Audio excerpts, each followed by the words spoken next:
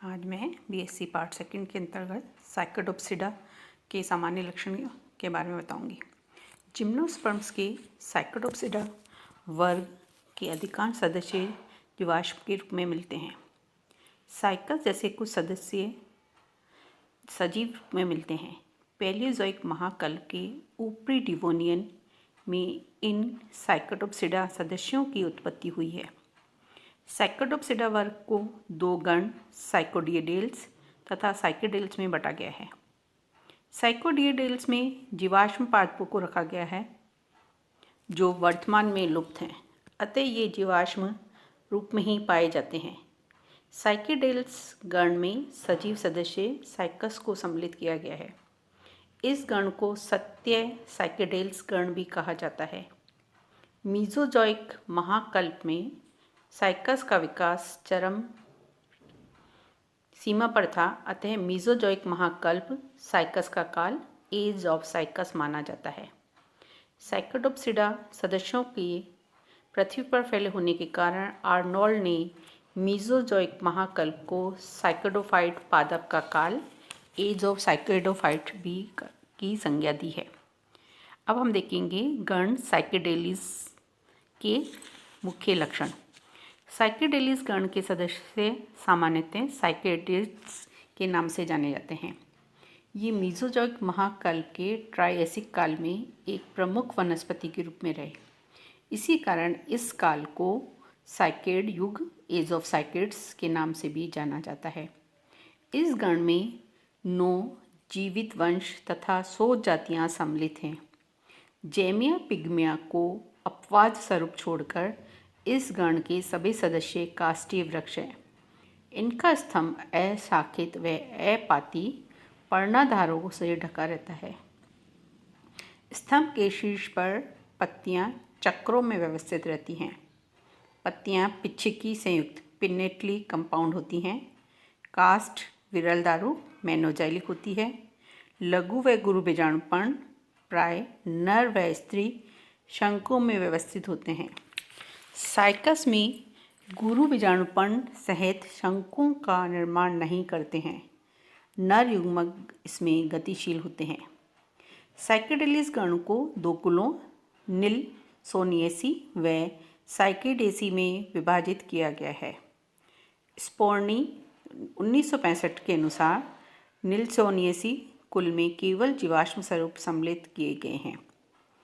साइकेडेसी कुल में केवल एक जीवाश्म वंश पैलियोसाइकेस व 9 जीवित वंश सम्मिलित किए गए हैं। इन 9 जीवित वंश में से साइकस एक पादप जिम्नोस्पर्म पादप है। इसका वर्गीकरण निम्न प्रकार है। डिवीजन साइकेडोफाइटा, वर्ग साइकोडोप्सिडा, गण साइकेडेलीज, कुल साइकेडेसी। यह साइकेडेलीज गण का सबसे व्यापक वंश है। बायर हॉस्ट ने 1971 के अनुसार साइकस की 20 जातियां हैं जो भारतवर्ष के अतिरिक्त चीन, Japan, Australia, Africa, Nepal, Bangladesh व बर्मा में पाई जाती हैं।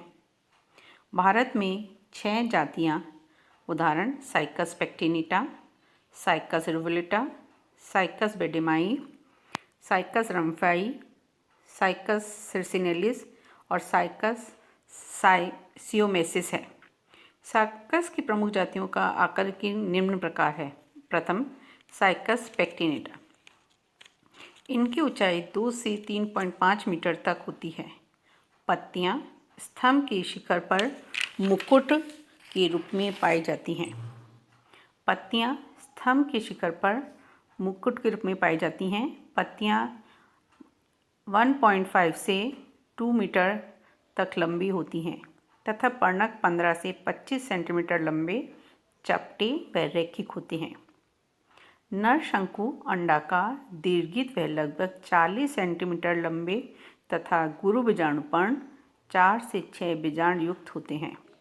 यह जाति आसाम व मेघालय में पाई जाती है। दूसरी जाति साइकस रिवुलेटा।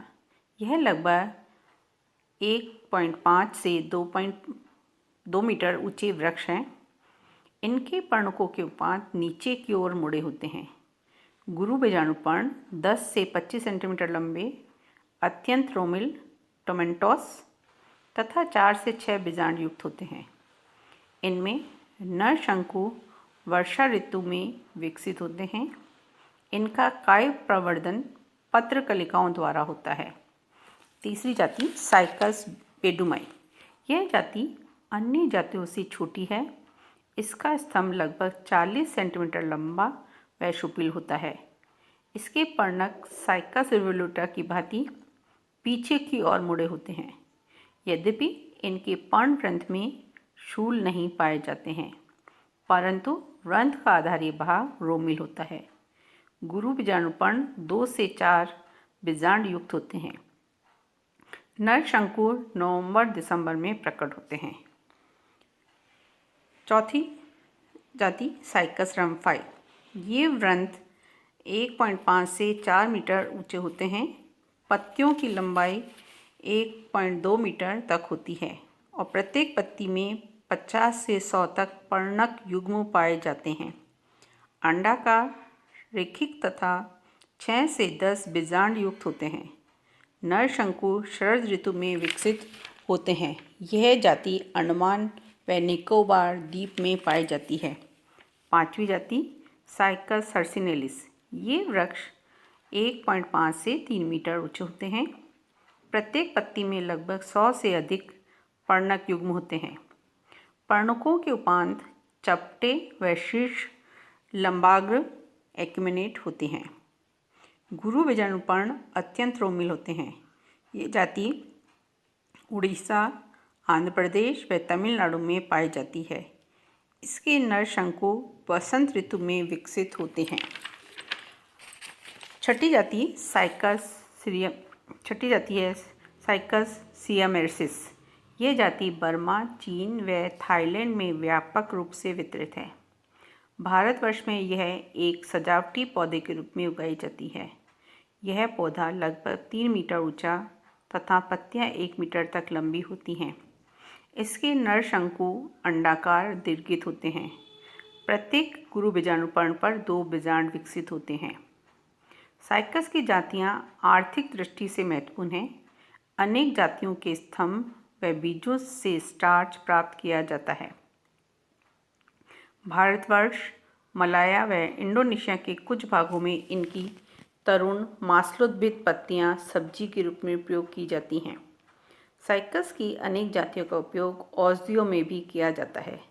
साइकस हर्सिनेलिस की तरुण पत्तियों का रस आमाशय व त्वचा के रोगों में तथा रुधिर वमन में किया जाता है। साइकस रिवोल्यूटा के बीजों का उपयोग सिरदर्द व गले के विकारों के उपचार में किया जाता है। साइकस की कुछ जातियों में परागकण स्वापक नेक्रोटिक होते हैं।